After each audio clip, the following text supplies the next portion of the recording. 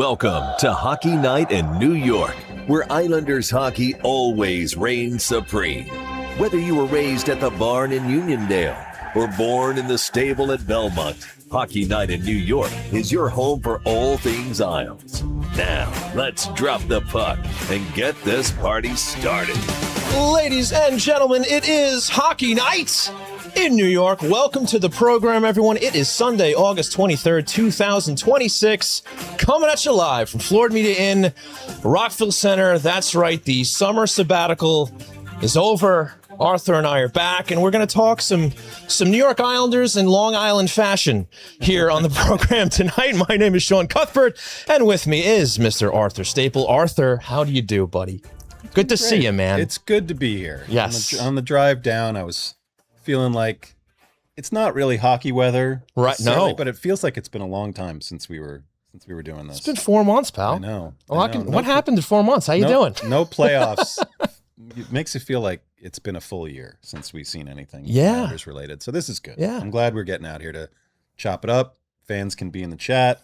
The whole deal. Yes, absolutely. If you are hanging out in the chat, type in questions brewing before your question, and we will answer it during that segment later on in the show. And of course, I want to thank our wonderful sponsors, Razor, Kniff, and Launstein, attorneys at law ready to fight for you. Check them out at razorandkniff.com, at RAISERANDKENNIFF.com for a free consultation. So Arthur, a lot happened this past summer for the New York Islanders. I have a little list here. Okay, I'm gonna rattle some of these off. I might need the refresher. I got to be honest. Honestly, like I was going through it, and I was like, oh yeah, that's right. Oh right, yes, that happened as well. I'm gonna start it off with Anders Lee, no longer the captain of the New York Islanders. He is off to Utah. He got his 3-year deal over there, so best of luck to him. We'll touch on that a little bit. The Hamilton Hammers were announced. That's right. The new affiliate up north. How about that? They named Jay McKee head coach after Rocky Thompson got promoted to assistant with the big club. We can chat on that as well. There was a draft. There was a draft. Malt Gustafson taken 13th overall, and some other fellows as well. A slew of minor league signings. I'm not going to go through those names, many to count. but a lot happened. Let's see. They brought back Tony DeAngelo for 2 years, right? He's coming back. They signed Vitek Vanacek as an insurance policy for Semyon Varlamov. Evan Gold named the general manager of the Hammers. He's a new face coming in, taking over essentially for Chris Lamoriello, right? Let's see, what else? Oh, yeah, there was a jersey contest. Yeah, I don't know if anybody... was anybody talking about that? Everybody heard too much about that one. We'll talk about that a little bit, but... Arthur, I guess a little more seriously, what do you make of this summer for the New York Islanders? What does it mean as far as the direction of the franchise, the game plan going forward? What do you think? I mean, I think Matthew Darsh talked about this on July 1 when they did not do a lot. You said Vitek Vanacek. I guess the only other skater of note was Matthias Michelli, who had been non-tendered by the I forgot that one. So yeah, they didn't do a lot. There were no trades. I kind of felt like if that was the way that they were going to be improving the team, trades would have been the way to go. You saw it, I think, with some other teams around the league that there were some moves. Even some teams in the New York area made some trades. So they didn't do a lot to alter the roster. And I think the talk about Kyle Palmieri being healthy coming back, Alex Romanov being healthy coming back, yes, potentially Semyon Varlamov being healthy. How about that? Yeah, I'm a little skeptical of that. I'd love to see it. I think you were 4 months ago, but yeah. Yeah. Double knee replacement, being out mostly 2 years. Yeah, 38 years old. I'm pulling for him. I know it'd be awesome because he's been a great Islander and been part of some important things. Yes. But so I think the plan is pointing towards when a lot of their other contracts are up at the end of this coming season, that maybe they'll have a little bit more flexibility. Their younger guys will be a little bit more in the mix. You know, we're looking maybe for Victor Eklund to win a spot. We're looking maybe for Isaiah George to win a spot on defense. But I think, to me, and I think we talked about it a lot heading into this summer, I would have liked to have seen a little bit more of a shuffle of the long-standing guys. I would have liked to have seen maybe, see what they could have gotten for Adam Pelech, maybe considered a buyout, whether it's for Andre Palat or Scott Mayfield. Sure. And it's not because any of these guys are you need to dump them. Mm. But we've seen what this group can do, and they didn't And do can't enough. do. Yes. They did not do enough last Yes. season. Yes. So to run it back and say we've got a couple of our veteran guys that are coming back from injury and say this is the change that's going to happen next season when in Matthew Schaefer's second season, coming off of a Vezina finalist season for Ilya Sorokin. I don't know that that's enough. I do know. I think we can say that the Metro Division is still fairly weak and wide open when yes, you get beyond for sure. the Cup champion Hurricanes. Yes. And maybe Jersey or Washington might emerge as the second place team. Mm-hmm. But after that, it is a crapshoot. So if the Islanders get off to a good enough start, everybody's healthy, Pete DeBoer makes the bigger difference that we feel he's going to make. Mm-hmm. Team could go in whatever direction we think. But I think on paper, which is not always definitive, but on paper, I feel like they could have done more. Yeah, I think that's an easy argument to make for sure. I think a lot of fans are probably looking for a little bit more, but I also think that there is some bit of like almost odd self-awareness from the Islanders and Matthew Darche, like almost kind of saying like, we kind of know who we are, we know what we are, and we're going to give this a shot. I almost feel like that's come through in the language of Pete DeBoer as well, and in the interviews that he's had. Even he just recently spoke to Ethan Sears. He had a great interview with him. And it seems like they acknowledge the fact that, like, I don't think they're going to try to sell us on, we're right up there with Colorado, Dallas, Florida, right? But we're still going to give it a go. Okay. That kind of seems like that's the message. That's the message I'm getting, right? Yeah. And that's the message they're sending us by not making too many moves over the summer, right? So then, like, I guess you toss that towards the fan base, and I guess I'm kind of curious what the general feeling is, and maybe some will tell us in the chat tonight. But I guess it's more of a transition. Like we're obviously not calling this a rebuild. I guess it's some kind of retooling in some way, shape, or form. Like we've talked about this even over the course of the season, the guys over 30, these aging contracts and stuff like that. And maybe they're just kind of waiting for those to come off the books, right? You have a few guys over the next year or two that will finally be off the books. And then I guess we're just led to hope and assume that they will fill those positions with younger guys, faster guys, more skilled guys, right? Not to take anything away from these players. But it seems like you kind of hope that that's where it's all going, right? Like, because I try to look and be like, what's the plan here? You have Schaefer here at as the centerpiece now. You have a franchise defenseman. You have a franchise goalie who's not going to be 31, 32 forever, right? True. And you have Barzell there. You have Horvat there. So I guess I'm just trying to look at the big picture here and see, where it's all going. Yeah, I mean, and I understand the dissatisfaction of some fans. I felt it too, where if you're saying, okay, we're talking about leaving spots open for younger guys and trying to build that sort of team that's not ready to maybe contend right now, ready to maybe make a playoff spot and surprise some people. But then you think about the guys they added in Shen, in Palat. And Palat, I understand you didn't give up any assets, but you did give up a first-round pick for Braden Shen. Right. And as you and I were talking about before we went on the air, if you had that first-round pick heading into the draft, you had the assets to make the deal that the Rangers made for Pavel Dorofeyev, who is the kind of scoring wing, young guy, signed immediately to a pretty big contract, but obviously, in the wake of Leo Carlsson's offer sheet, doesn't look that crazy now. Yeah. That's the kind of guy the Islanders need. And the fact that you committed that late first-round pick at the deadline for a guy who's 35 years old and who, could conceivably help as a second or third line wing and as a penalty killer or whatever, but you have a lot of those guys already. Yes. And absolutely. We'll, like you said, we'll get into it, but letting Anders Lee walk out the door makes total sense. You don't want to commit 3 years. I understand that from a salary cap standpoint, from a roster standpoint. It's also your fourth leading scorer last year. Right. Yeah. Fair point. Yeah. And is Victor Eklund gonna step in and give you that offense? Is Braden Shen, a full year of Braden Shen, going to make up for that offense? I don't know. Is Cal Ritchie going to bloom into something more? Right. Simon Holmstrom. You have some young guys in important spots, and I totally get that. But I think the unhappiness that I've heard from a lot of the fan base about doing nothing, and I totally get free agency. When you see some of those contracts, like a Jacob Trouba signing in San Jose, right? You say, okay, those are not the things we want to spend on. I totally get that. Yeah, for sure. But going back with the same group, and now actually an even older group, even though you've got some of those key young guys, I look at that D and I say, I hear Peter DeBoer saying, I'd love to see Isaiah George make this team, but whose spot is he taking? Right. You've got the same 6 basically that started last season.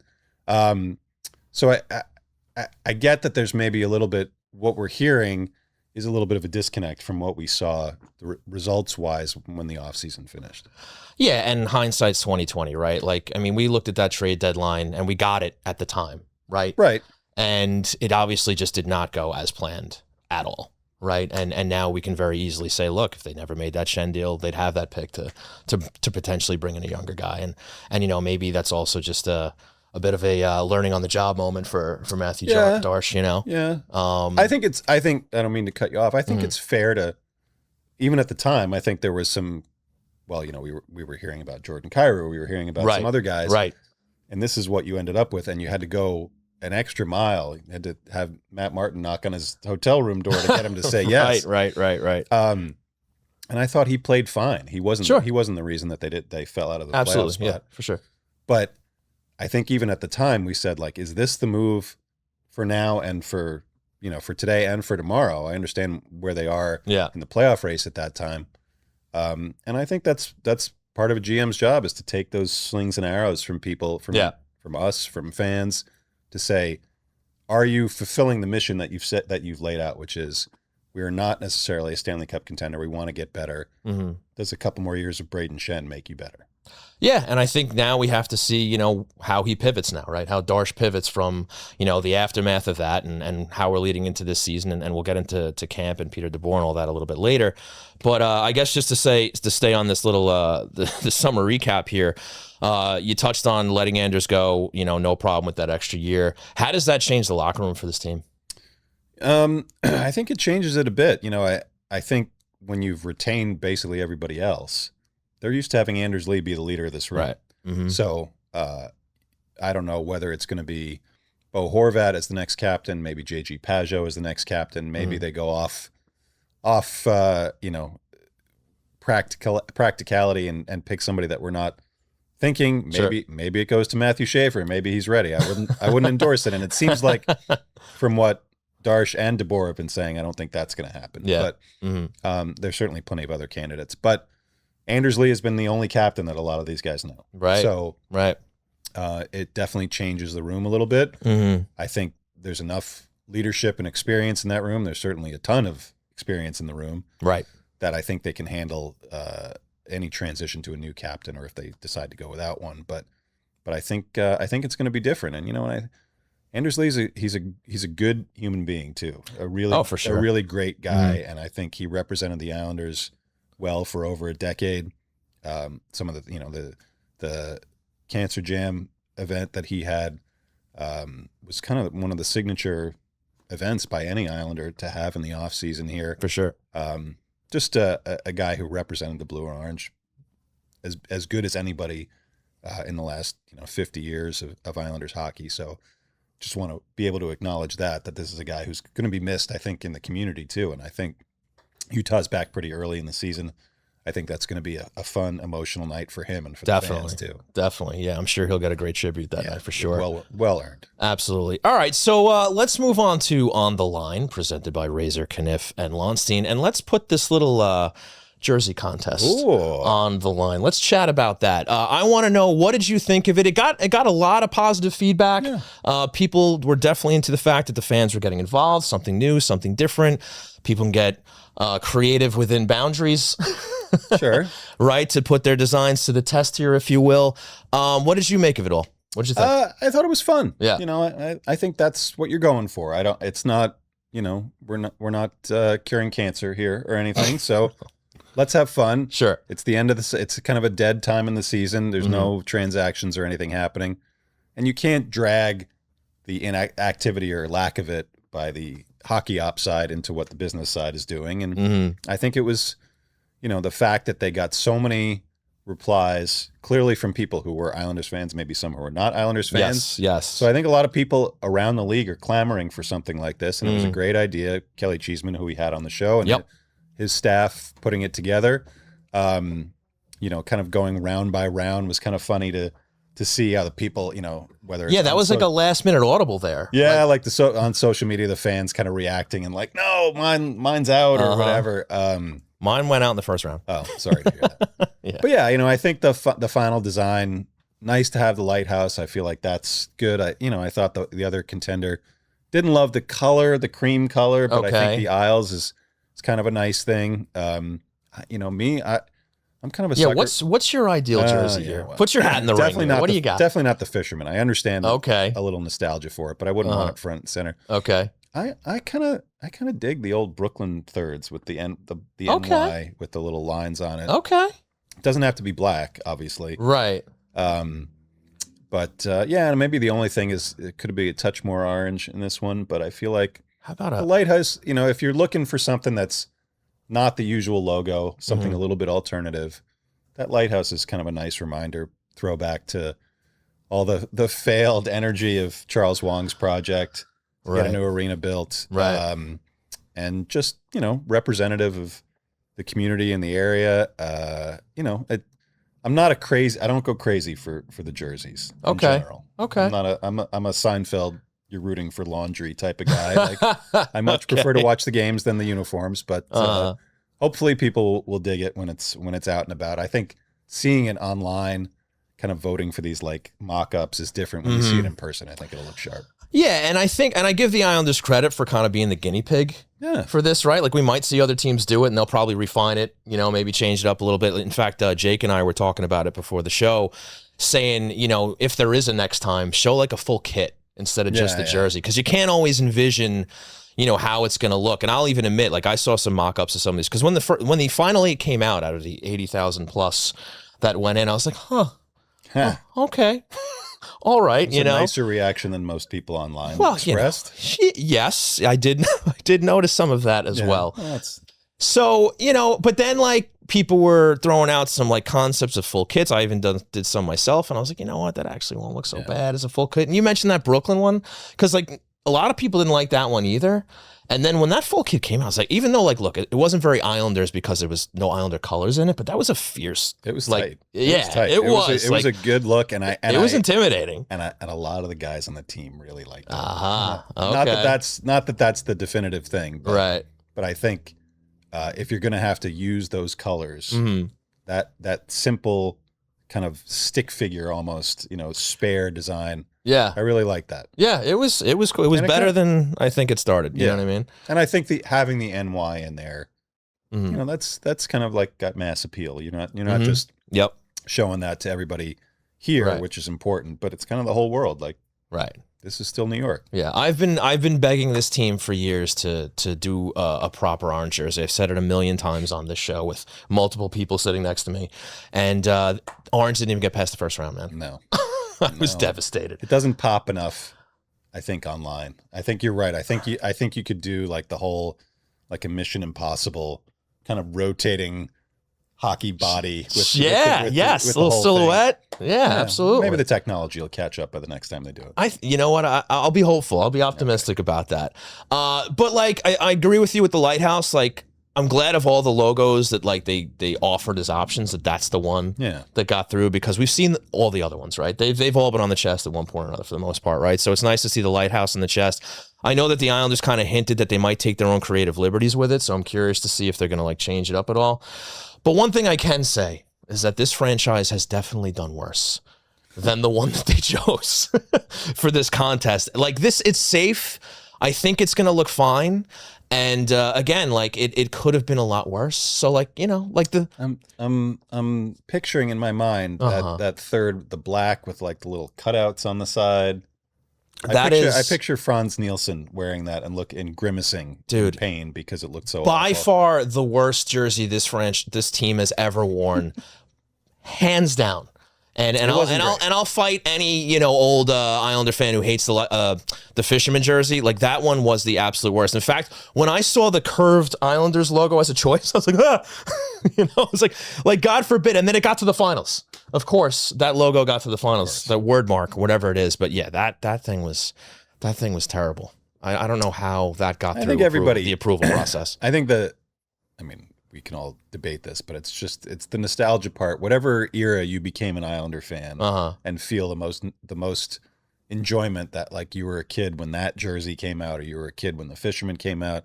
Forget the results. It's just the feeling of like when you first became an Islander fan. Yeah. I totally get the pull of that. Yeah. And maybe there's a way to make all those people happy. I don't know. You think about with this fan base, European soccer where they just change them every year, and it's just like, yep, this is our new jersey. Right. And everybody buys it, and that's it. Yeah, and the advertiser is front and center on those jerseys. Well, thank God it's not European hockey either. I mean, you can't even see the jersey past all the advertisements, man. So, it could be worse. It could always be worse. Could always be worse. All right, so we're okay with this jersey. We're all right. Yeah, I think so. Okay, we're not upset. And the process was fun, so. Yeah, I mean, look, credit to the Isles, a lot of engagement, especially for a slow August month. Not much else going on. It had the fans engaged. It had fans talking, even if some of it was negative, but at least, the chatter was there. It wouldn't be hockey fandom online if it wasn't a little bit negative. That is absolutely true. And we'll talk to Eddie and Jake about it a little bit later. We'll get their opinions on it. So that'll do it for On the Line, presented by Razor, Kniff, and Lonstein. And why don't we take a break? Then we'll go What's on Tap. All right, folks. Thanks for tuning in to Hockey Night in New York. We'll be right back. When in need of representation, it's not always easy to know where to turn. But whether you've been accused of a crime or need to go to court, Razor, Kniff, and Lonstein, attorneys at law, have you covered with over 100 years of combined experience. With offices in Manhattan, Mineola, and Suffolk, Razor, Kniff, and Lonstein is an award-winning law firm specializing in criminal defense with additional expertise in business debt settlement, trust and estates, personal injury, and more. At Razor, Kniff, and Lonstein, you'll have direct access to your attorney 24/7. Because more attentive service translates to better outcomes. You deserve legal representatives with national recognition and a strong track record of delivering results. And Razor, Kniff, and Lonstein are ready to fight for you. Call 212-LAW-1500 or go to razorandkniff.com to schedule a free, no-risk consultation today. That's RAISERANDKENNIFF.com. Razor, Kniff, and Lonstein. We win cases because we make your problems our problems. Attention all artists, storytellers, and creators of all kinds. It's time to make your content stand out above the rest. And Floored Media is the place to make your visions become a reality. Maybe you want to elevate your podcast and add some video, or turn that novel you wrote into an audiobook. Or maybe you just need the right space to produce your daily vlog. Whether you're a seasoned veteran or just starting out, Floored Media has the professional facilities, exceptional staff, and intimate atmosphere to breathe life into your creative passions at every step of the process.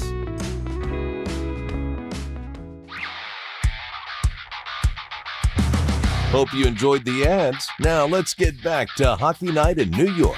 That's right, folks. Let's get back to Hockey Night in New York. It is now time for What's on Tap. And what's on tap, Arthur Staple? Training camp with Peter DeBoer. Yeah. I want to talk about that.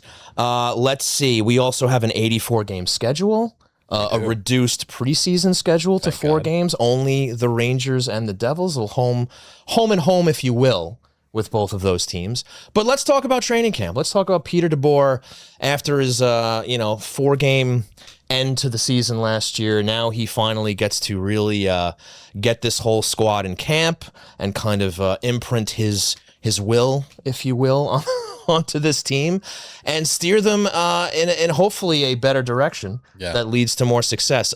Do you think that that's possible? I do. Okay. I do. And I think we have evidence of what a world-class coach can come into a group that's maybe not had a lot of success the previous couple seasons. We only have to look back a few years to see Barry Trotz do that, and it's kind of the same mandate, which is tighten up defensively. I think this group is probably a little bit has a little bit more diverse skill level than maybe that team from 2018. But Peter DeBoer is like a lot of great coaches who are in the league today, whether it's Peter Laviolette or Barry. First year is usually the turnaround year. It's kind of pretty. It's pretty dramatic with what Peter DeBoer has been able to do, and I think that's an incredible skill. That's why he was so in demand. And you look at some of the coaching searches we saw in the offseason, he would have been at the top of a lot of teams' lists. So sure, credit to Matthew Darsh and Scott Malkin and ownership for committing to making that move ahead of time. Mm-hmm. That was definitely the best thing that we saw in the last few months from this organization. So they're going to hit the ground running. Mm-hmm. I feel like you have to, because it's basically 2 or 3 days of training camp and these preseason games. Mm-hmm. I think it's probably a good thing that there's not a ton of open spots. I'm sure there's going to be some disappointment among the fans if we see Victor Eklund go to Hamilton before he's making his NHL debut. It's going to be quick decisions. These guys are going to have to, whether if there's an unfortunate injury or something, but the guys who are waiver exempt are going to really be under the gun with this roster, because it's got a lot of NHL contracts on it, a lot of NHL experience. So, if they break camp and start the season without Victor Eklund, without Keishon Aitchison, without really any changes from the end of last season, other than a couple of the new guys who came in, I would say kind of hold your disdain and anger for a little while, because that's just kind of the way it's going to have to be with the shortened camp and shortened preseason. Well, let's stick with that. Let's stick with the idea of what this roster might actually look like, right? Like, do you think we might get any surprises? Maybe there's some guys that, either really weren't used over the last couple of years by Patrick Roy, or, injuries, of course. But could we see some surprise roles for some players, like, a Pierre Engvall coming back? Like, does he have a role on a Pete DeBoer coach team, right? Like, will we see some faces that maybe we're not expecting? Because I think guys like that, you just assume, they're either back on the IR or they're going to Hamilton, right?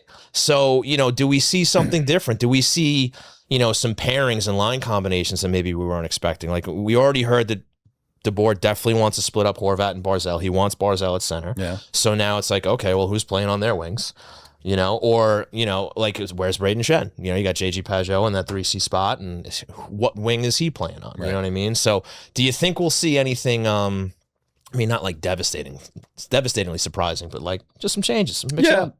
I think he's, Peter DeBoer, I think he's, not that he's alienated regulars in other spots, but I think when he comes in, he's going to evaluate the way he wants to evaluate. And obviously the end of last season was a little bit scattershot because it's trying to make the playoffs and you can't really change a whole lot in terms of structure.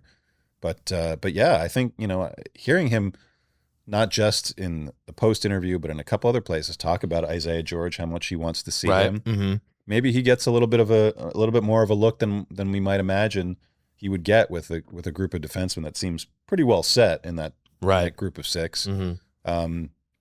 So, and a guy like Engvall, a defense-minded team could use a guy like that who is a fairly defense-minded guy who's got some speed, right?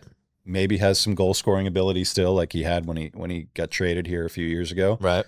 Maybe a guy like Anthony Duclair, who certainly had an up and down time under Patrick Roy. Yes, indeed.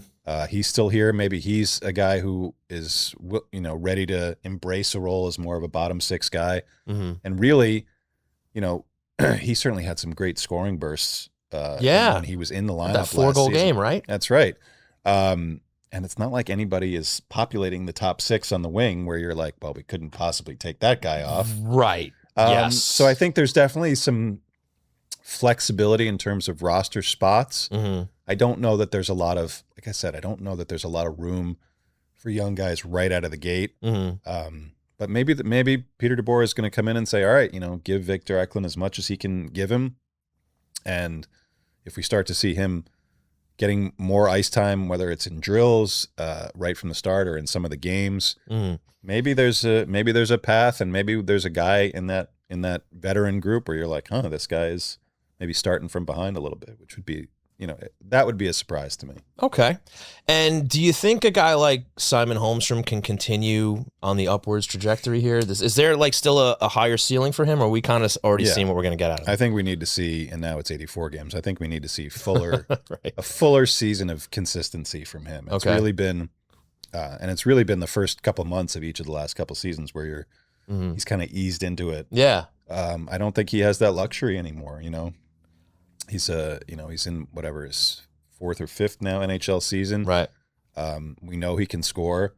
They need him to score. Right. And he's also a very, he's an incredibly good defensive forward for his age.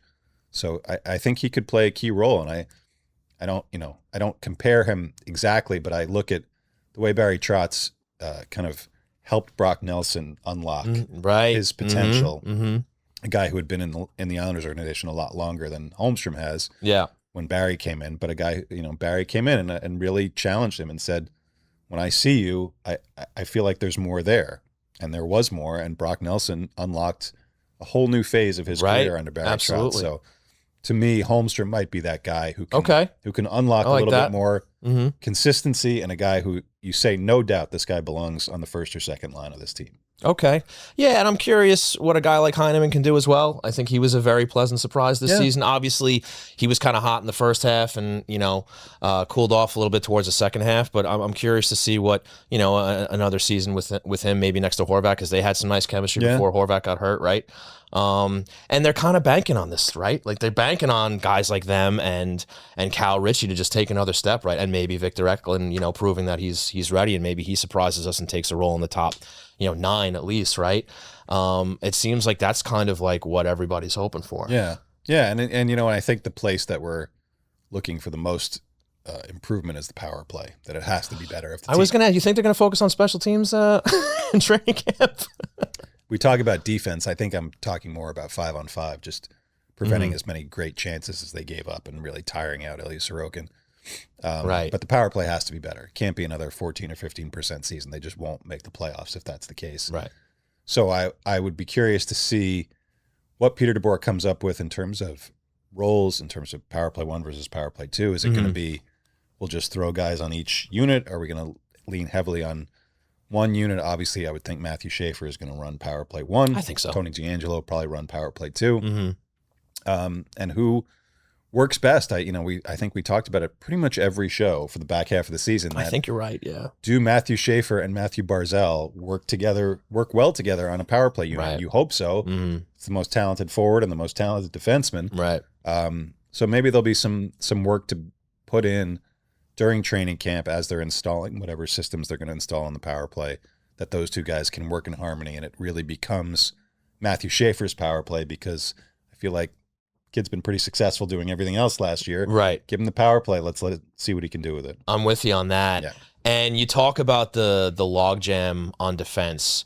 Do you think that, this, I suppose, front office is able and willing to make room for a guy like Aitchison if he just crushes it in camp? It's kind of like that guy you can't send back, right? Like, do you think they'll make room for somebody like that? Not at the start. Sorry. Okay. That's why I asked. I think he's, the numbers in juniors were off the charts, and I love this kid's attitude and his moxie. But I think he's more of a project than we'd like to think, coming off of a 2-year run like he had at the junior level. So we were spoiled by Schaefer. So I think we want to see what he can do at the pro level in general.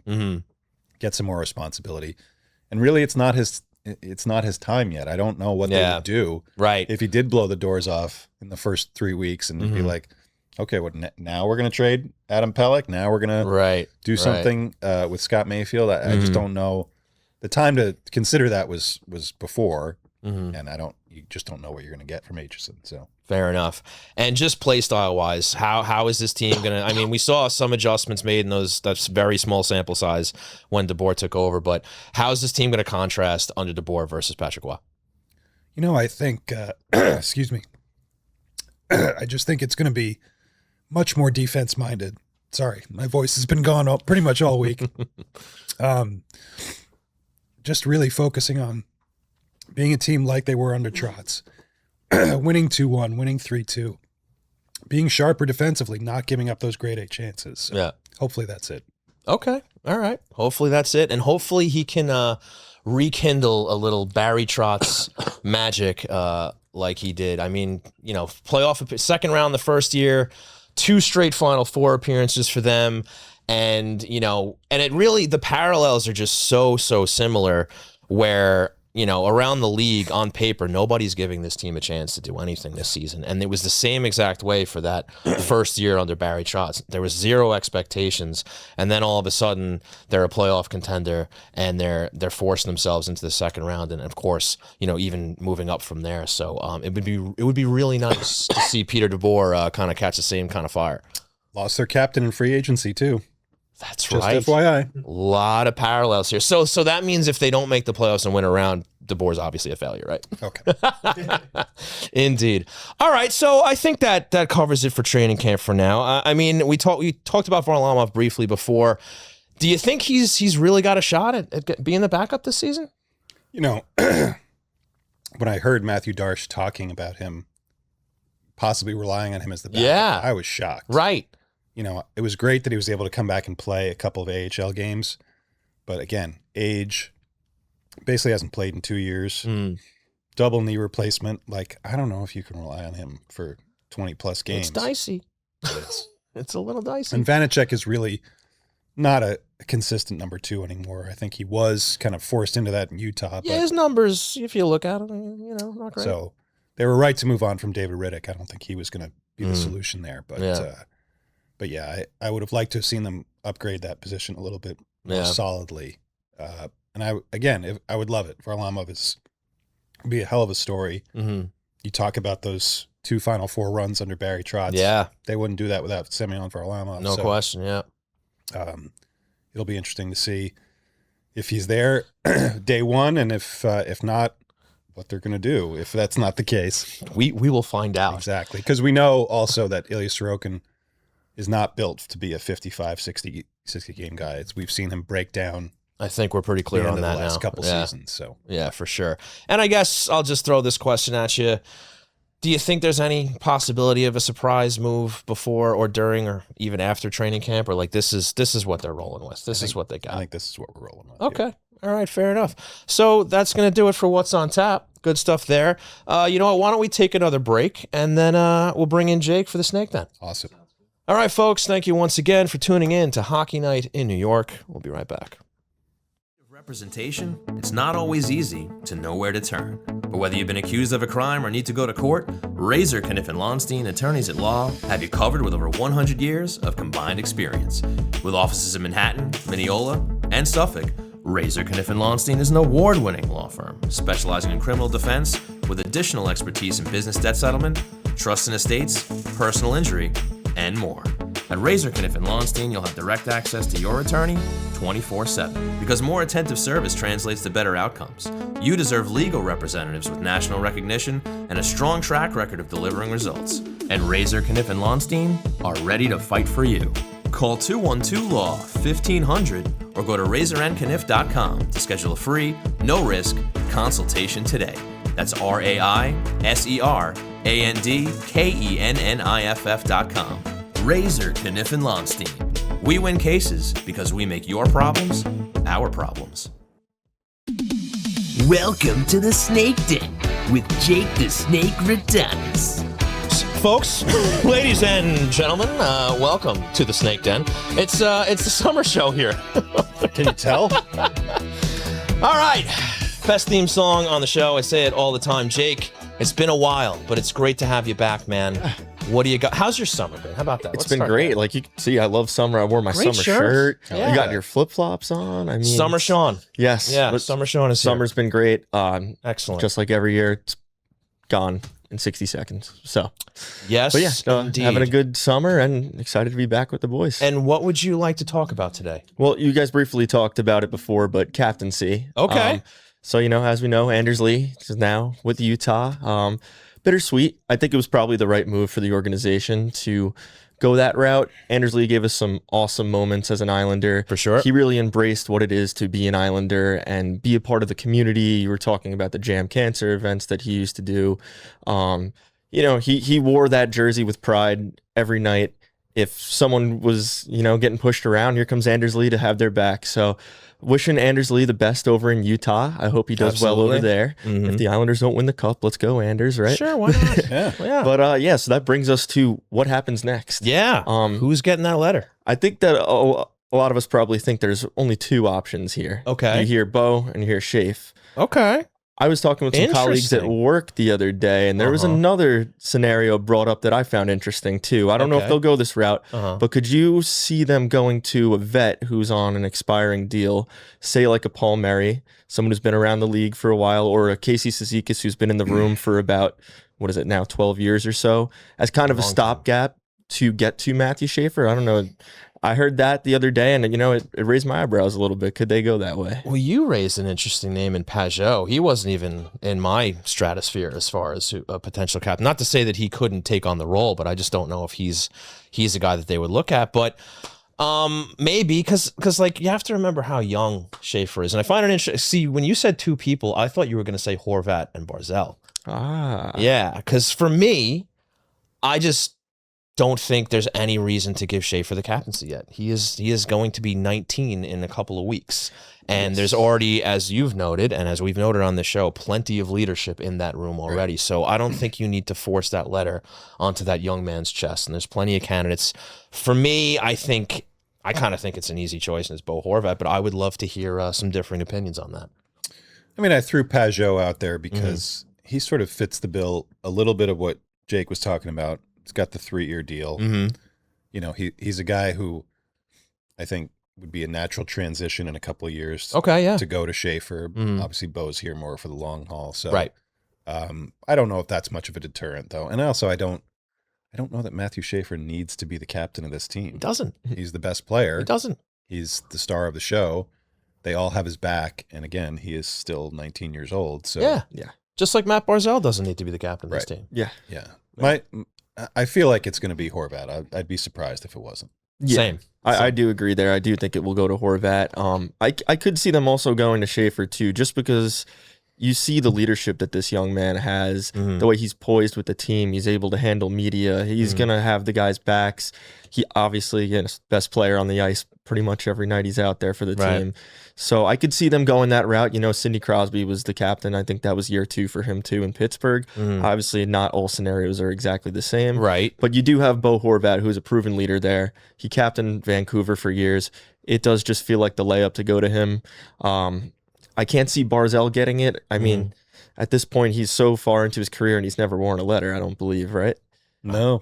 So maybe he wore an A like on a night where a guy was out, right? Something like that. 6 guys were out. And yeah. So, I mean. I guess so. I don't know. You have the leader. You have Horvat. He's another guy, as soon as he came to Long Island, he embraced it right away. He even made like a funny comment his first night, like it's way better than Vancouver. I'll tell you that for free. That's right. But he did say that. He embraces like Long Island, and he's going to go out there and give you 110% every night. So I think that if I were making the decision, I would go to Horvat. And Schaefer, if he gets it down the road, he gets it down the road. If he doesn't, he doesn't. How many years does Horvat have left in his contract? Anyone? You look at Anyone? me? Well, I mean, you got the pulse on this team. Okay.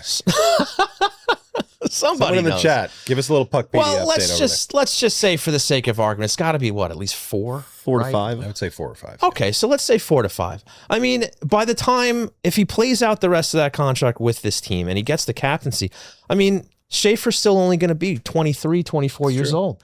So let him get there. You know, I think that's a very smooth transition. Give it to Horvat. He already has, he was a captain in Vancouver, and he's already has like captain like behavior. Like he's one of the guys, like, at the end of a game, he'll hang out by the bench and tap everybody on the ass while they're getting off the ice or whatever it is, right? Give him the fist bumps. So I think it's kind of already there for him, and like Schaefer's still going to be young, but 4 or 5 years more mature by the time he gets to 23, 24. So I think that makes sense to me. Yeah, you don't have to rush it with Schaefer too. You don't want to throw so much on a 19-year-old's plate. Yeah. Let him marinate a little bit. Let him own that power play first, right? Yes, absolutely. So is that all you got for the captaincy, buddy? That's all I had for the captaincy. Did you have anything else? Well, I did have a trivia question if we want to get there first, and this is a little out of left field. So okay. I had asked, what number did Dave Langevin wear for the Islanders? Dave Langevin. And look at that. I didn't even say it. Sorry, right. I didn't mean to correct you there. No, I needed you there, Arthur. I do have options if you'd like to hear them. If you want to give it a go for it. I'm going to need them. Yeah, I think so. Okay. So we have 15, 26, 56, or 66. Oh, I think I know now. Well, that kind of gives it away. It does? I don't know. I feel like you reacted after the last number there. I'd be surprised if it was 56 or 66, though. Yeah, and we'll go 50-50. We'll just knock those out. So it's one of the first two. What was it, 15 or 26? Correct. I have no idea, but I'm going to say 26. I think that's my pick. And you'd be correct. There we go. Yeah, process of elimination, Jake. Yeah. Love it. I love the way you did that. I was thinking that too, only because that was the jersey number they chose for the jersey maker. It was 26. It was in my head. Okay. There we go. That was because it's For whatever, the year but 2026. 2026, yeah. But I was like, for some reason, I think they tied that in. If they'd had a full body, knew this that, trivia that question was random guy, yeah. full body Dave Langevin, like the 360 spinning that would Yeah. Yes, I was doing that behind the Missed scenes. opportunity. I know. But Missed yeah, opportunity. 2026. My age is 26. There you go. Look You at got that. it. Look at that. Okay. That's a bias. All right. Well, now that we brought the jersey back up, let's get your opinion on this new jersey, fellas. Edzo, you can chime in. Jake. Yeah. And I can't say too much because I didn't submit any jerseys, so You refrained. I don't. Okay. Yeah. Okay. He's a I just professional. thought that Taint the evidence. I totally would have made the jerseys That was my too. first You choice. thought there and would I be was a like, screw it, I'm bias putting him in. if they saw your name on there. Yeah, I didn't know. I wanted to give everybody else a shot. Automatically, But no, I didn't submit any jerseys. I saw some really cool ones floating around social media outside of the 8 that were picked for us yeah, to choose okay, from. I thought they okay. could have done a little bit better. Okay. But I will say, in general, I think this was a very cool thing that the Islanders did. Okay. Very cool initiative with the community to get more Yeah. eyes on the island. That's what they're trying to do with that. 80,000 submissions is unbelievable. I kind of had a feeling from the start, though. We've never seen a lighthouse. I know we'll never find out, but I'd love to know how many of those 80,000 were like just fans of other teams making the ugliest possible jersey. Yeah. Ugly. I think they just wanted to play around. There's a lot of baby blue in there. I'm sure Yeah. some of them like made an honest effort at making an Islanders jersey, but I'm also sure that there were some other fans that were like, I'm going to make this the most disgusting looking jersey possible. Well, we need to get Kelly back on the show this season and gotta ask have him, him right? break down. Yeah. Can they I figure would out love that, right? how many Ranger fans sent Right. in Because terrible you know it Islander happened. jerseys? You know that Yeah. it happened. I would have done it probably. I mean, I believe that. There were probably also multiple email accounts created that day just to Correct. send in extra ones. Yeah, a lot of Like, ballot stuff. No, Yeah. no, Not you? No, Yeah. no. 60,000 of the 80,000 right here. I don't have that much time, Arthur. I really mean, don't. at the end of the day, though, I think that what we talked about earlier, I didn't even think about that too. With the full kit, I think that it's going to look kind of sharp in that too. It's something new. What if they go teal shorts though? We went through a big fit. I'm into that. Teal You know, in shorts? fact, I was Full going to teal? say that. I was going to say I this. love the teal. If that's I was a possibility. happy that there was some orange representation, even though it wasn't the best, and they all got voted out in the first round. But I was surprised that not even one teal jersey. Okay, you don't like teal. No. Clearly, you are. No teal You're making appeal. it very apparent. Not on the island. Like it's not Islanders colors. It's a color of the shore, Arthur. It was in the fisherman jersey. It's water. I would take the fisherman logo. Our water's not that any blue. day. Yeah. I mean, I think it's going to work out. I like it. I know they're going to be doing hometown remixes, I believe, this year too. So I wouldn't doubt Yes. that a fisherman comes flying in there. So for the old There fish, was a leak. fish stick fans. Was a so. leak. But yeah, I'll go middle on it. Ed. I liked it. Okay. It was similar Was to it your mine. first choice? I kind of Was it your really 10th choice?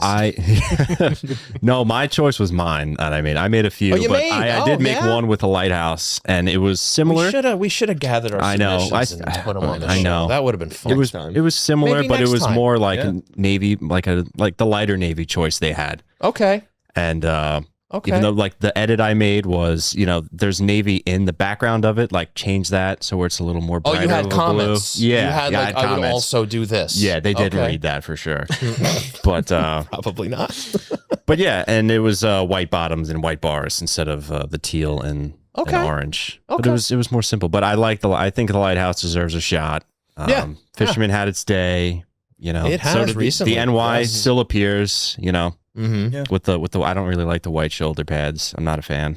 Oh, the yoke, the shoulder yoke. Yeah, I Yeah. typically don't like a yoke Yeah. on a jersey. Yeah. Some make it work, but okay. But overall, I'm happy. I'm happy with it. All right, I will so purchase one. We have a general positive vibe on this jersey, if not enthusiastic, at least generally positive. Yeah. I think yeah, we're and gonna go then maybe you're going to get away jerseys. Maybe if it's that popular, you'll get one in white.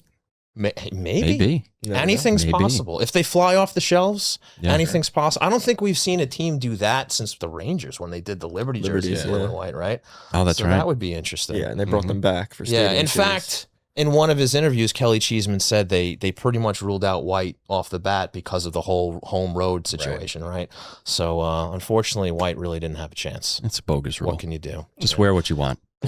Wear what you want. That would you be want. great It's if bogus everybody rule. wore whatever jersey they designed. Show up in your We're favorite wearing Oregon this. game. I don't care. Yeah, like a medieval battlefield. I'll be honest though, like Nobody knows who's on whose side. We've seen it like in some Winter Classics maybe or Stadium Series where like you have the two colors playing as long as they they're far enough apart, like blue versus red. I'd like to see more of that.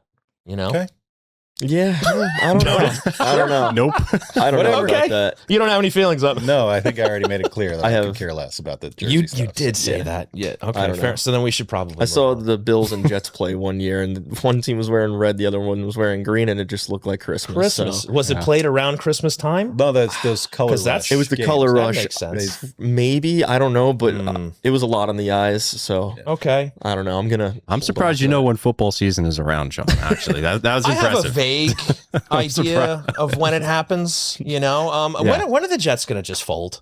I don't know. No, there's no need for that. I The mean, season hasn't even started yet. Don't You got to give them a break. don't antagonize the poor Jets fans. Give them a break. I mean, listen. I mean, they're in No, here. I give them credit so. Listen. for still supporting them, If the but Jets are in existence, it leads perfectly into Islanders season because the Jets are usually finished by the time Mm. the season begins. So that's not great. and that's about 3 weeks in. that was insulting. Well, the Giants are going to win the Truth, Super man. Bowl I this mean, year. I'm not insulted. I don't care. I can't get my hopes up too early. If you wanted to fold a franchise, I'm just saying, give them like 6 weeks, and then they're in the toilet. And That here we poor go. fan It's Islanders base. That season. poor fan base. Mm. Going through so It's much. most of our audience. Yes. I'm an the anomaly. gyms, right? The Jets, Islanders, and Mets fans, right? I'm an anomaly with that. I have Giants in my family, so that's why Okay. I somehow So avoided you've that. had some happiness in your Yes, life. so I'm very thankful I inherited that. I got That's to see good. 2 Super Bowls, and I won't go. I'm sorry, Jets fans. Okay. All right. Sorry. Yeah. Didn't know we were going that way, but All yeah. Football season's upon us, right? Go It Giants. really was a slow Islanders offseason. So you got to fill. Exactly. So Michelli, right? We're filling time. All right. So I guess But we have questions. We do. we do have We do questions. That's oh gonna wait, do it. before, wait. What? Arthur has an anthem. That's right.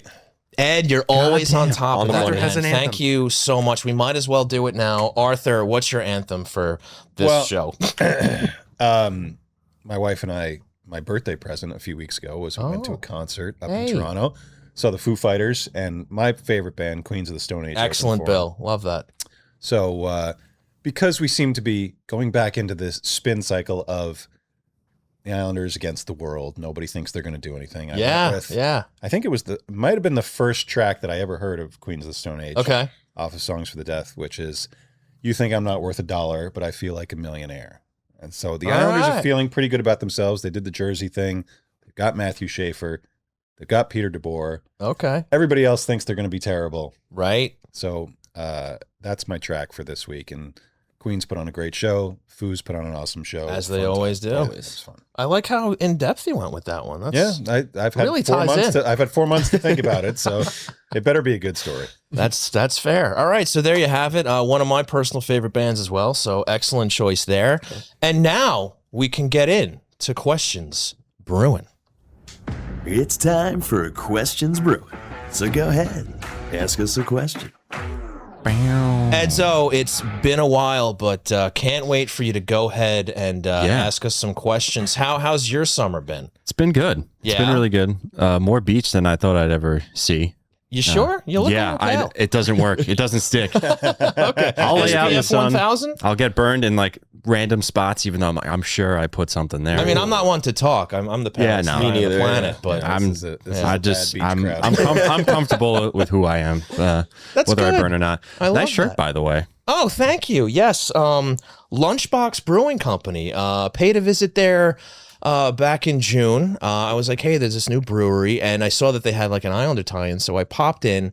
And they're tied in with Kyle Palmieri and his foundation, which is for Army vets, which is great. So they have 2 beers dedicated to Kyle Palmieri. One is like on my back right now. I'm not going to turn around, though. That'll be uncomfortable. But I stopped in there. I met Matt, one of the owners.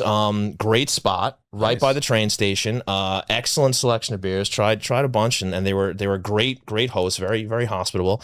And I just wanted to give them a shout. They're doing a great job over there. Nice. Yeah. So what's I'm up, a Matt? fan of Kyle Palmieri beers. He's my favorite Islander. Yeah, love it. Anywho, so we're going to start with Chris from Long Island. He has a few things to say. okay. He says odds that Victor Eklund makes the opening night roster. Arthur, were you a fan of the Smithereens and he wants to mention that if George is ready, he needs to be one of the 6D. Okay. All right. Yes, love the Smithereens. There you go. Everybody from the 80s. Jay, you love the Smithereens, right? Okay. That's it. He said no. Just glad Jay's awake. Odds that Victor Eklund is on the opening night roster. I'm going to say, I'll do a percentage. I'll say 30% chance that he's on the opening night roster. And again, it's not going to be anything that he did. It's just, this is how the roster is made up. It's going to be what somebody else does. And you're going to have to make some decisions, and waiver exemptions are kind of big. So I imagine we're going to see plenty of him this season, but maybe not right at the start. And what was the last thing? It was a statement. Isaac, George, I think. If he was, I mean, do you think he should be, if he's ready, do you think he should be one of the 6D? Yes. I don't think he will be, but I will agree that he should be. You know, there was some chatter about Schaefer potentially playing the opposite side. Do you think there's any chance of that happening? There is. So who's the 7 in that scenario? That Scott Mayfield gets bumped out of the lineup for you guys? I think so. Yeah. I think so. I just don't know. I don't know if that's going to be something that happens right off the bat with a coach like Peter DeBoer, who's got a D core that doesn't have a ton of size, doesn't have a ton of snarl. I know that we maybe overestimate that with Scott Mayfield, that he tries to be physical. He does a good job with that. As does Romanov. Yeah. But I don't know that they're going to make that decision that quickly. Okay. That's just how I feel.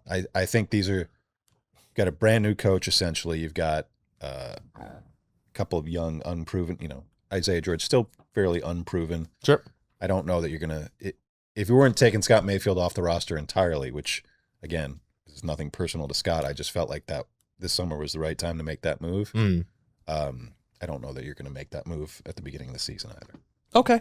DTMR, he says, who is the insurance policy for Vanacek? That's a great You question. still have goalie pads? Do you? Buddy, I haven't put on goalie pads since I was like 11. Oh, that's too bad. Yeah, that's not going to work out very well, unfortunately. That's an excellent question. I have no earthly idea. This is why we were rolling the dice, baby. This is why we were talking Next about question. it, that I would have loved a more secure number 2 goalie. Anyway. Chris also added that he says he heard Tavares submitted an ugly jersey. Nice. Very Getting nice. his revenge. Yeah. Yeah. So next from Joe P, he says, thoughts on Mark Gatcombe? I don't think you guys brought him up tonight.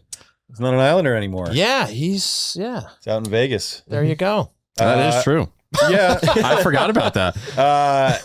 Well, it's funny. We talk about being younger, and obviously he's a guy that, he's a 12th, 13th forward. Right.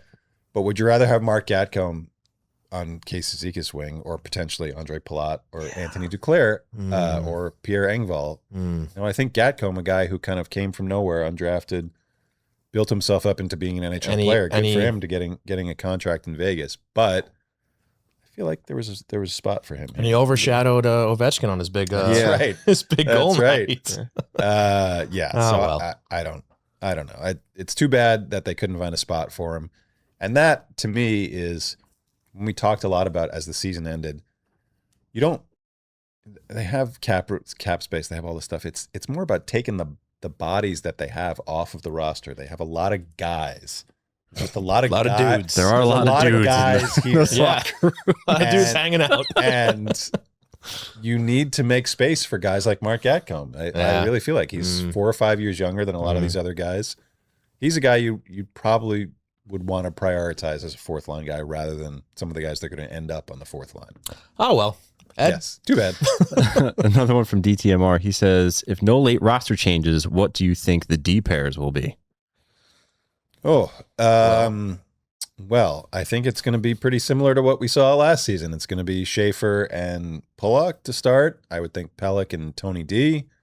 And then Romanov and Mayfield. And Mayfield. I don't know. We haven't really seen Romanov be good with any of the right shot guys. So, I guess you could do Romanov, Pollock, but Schaefer Mayfield doesn't really make any sense. The Romanov D'Angelo experiment didn't work out very well. That I recall. No. And but Peter DeBoer may have different ideas, and maybe that's why you put Schaefer on the right side. Maybe you go Romanov Schaefer. Maybe something like that, or Pelech Schaefer. Okay. or not. I'm throwing some stuff out there. Yeah, again, this is why I would have shuffled the deck a little bit on D, Yeah. because I don't think you have a lot of like natural fits right now. Right. You're banking on, and again, love the guy. You're banking on Ryan Pulock staying at a certain level, so that he can play with Schaefer. And if he can't, who do you got? We're gonna find out. That's right. Edzo, what do you got? He said, Chris Long Island says, last question for Arthur. Is Thomas Greiss one of the most underrated Islanders in the last 15 years? I think he's properly rated. He was rated fairly well. Yeah, Properly rated. Around here, He got a anyway. nice contract Around here. out of that 2016 run. No good? But all the same, he deserves some kudos. So Yeah, you know, he was good. Yeah, that actually might be one of our last questions. Wow. okay, We might be done unless anyone has something to say while we okay. shoot the shiz. Jake wants to say something. What do you got, Jake's bud? got something to say. Who do you guys think is the most underrated Islander in the past 15 years? Hey, Scott Mayfield. Past Scott Mayfield. 15 years. Huh. That's a good question that I was not prepared to answer. You got anybody floating around? I do. Great. I do. Thank God. Especially because he hasn't been here for a little while, and so we want to be able to appreciate him. Anthony Beauvillier is my answer. Hey, okay. Scored arguably the biggest goal of the last 15 years. That's true. That is true. And was a really productive player. Like, you think back to him being drafted the same year as Barzal, and he made the team before Barzal did, because he was That's kind of right. fit in as a good role That's player. right. I don't think he's ever reached the heights that he achieved here, and I think people forget what a quality player he was.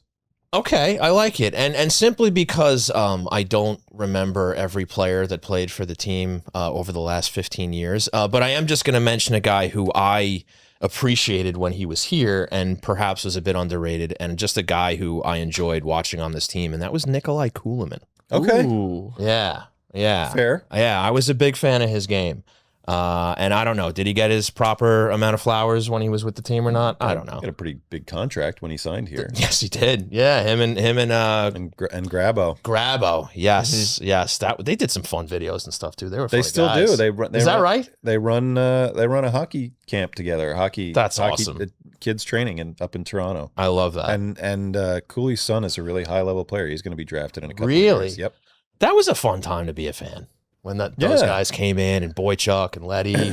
You know, That was funny because that was in my heyday of covering the team. And that July 1, they didn't really do a whole lot. Right. It was either July 2, might have even been July 3rd. yeah. When they announced both of those signings. Yes. People were like, look at these Yeah, guys. yes. How about that? Yeah. I was walking out the door with my wife and my son and got a call from Garth Snow and said, don't go anywhere right now. And I'm like, okay. Yeah. No, that was. I wish Grabo stayed a little healthier though, because he was fun to watch. Great guy, great player. He was a funny dude. Yeah. Yeah. He had he's some of those Eastern European guys are like sneaky funny. He's a good guy. It's not like he could have been one of the Marx brothers with the like Grabo Marx. Sure. Why not? Yeah. Reminds me a little bit of Leo too. That's when he came in. I think the standard bearer for that was Nabby. He was maybe the craziest, funniest person in that region of the world that I ever met. But Love it. Grabo was good. Good stuff. All right. So did you have one, Jake? I actually was going to say Uncle Leo, so. Oh, were you? You got it. Really? Oh, look at that. Hey, And honestly, no further explanation there. fair enough. So we're on the same page. Mic drop. Good stuff, buddy. All right. So Ed, I assume nobody else chimed in. So Yeah, well, Snow Pro, he just chimed in. He said, speaking of underrated guys, Blues fans seem to like Matt Kessel. Odds he beats out Mayfeld for 3D. Huh. Odds, not good. I think he'll be the 7 for sure. Okay. Well, there you I have think it, folks. that's That's that. So that'll do it for Questions Brewing, which means that'll do it for this summer edition of Hockey Night in New York. So roll that outro music, buddy. So want to send a big thanks to, all you fellas for hanging out, coming back, having a fun little show here. Good little laugh. Good stuff. Big thank, Jay. Oh, that one over there, Jay? Big thanks to Razor, Kniff, and Lonstein, attorneys at law, ready to fight for you. Nobody likes going to court, but if you have to, call 212-LAW 1500 for a free consultation, and let's just go through the typical ceremonies here, boys. Arthur, where can we find you elsewhere? Stape NHL on Twitter, and I'm on Blue Sky, trying to. Yes, be, you anyway. are. Sure, yeah. And Tri-State Hockey podcast on Daily Faceoff. Still doing that. And yeah, we'll see what else we had before the season starts. Okay, sounds good. Jake, where can we find you? Just on X, Twitter, whatever you call it, at Jake Rodanis. Okay, Ed, we can still find you in Baldwin? Don't look for me. You can find myself on Twitter and Blue Sky at Shawnee Hockey. You can follow the show at Hockey Night NY on all social media accounts. So for the fellas here, for Arthur, Jake, Edzo, and Sleepy J, I've been Sean Cuthbert. We've been Hockey Night in New York, and we'll be back sometime around the start of the season, training camp. We're going to sort that out, but this has been fun. Thanks for tuning in. We'll see you next time.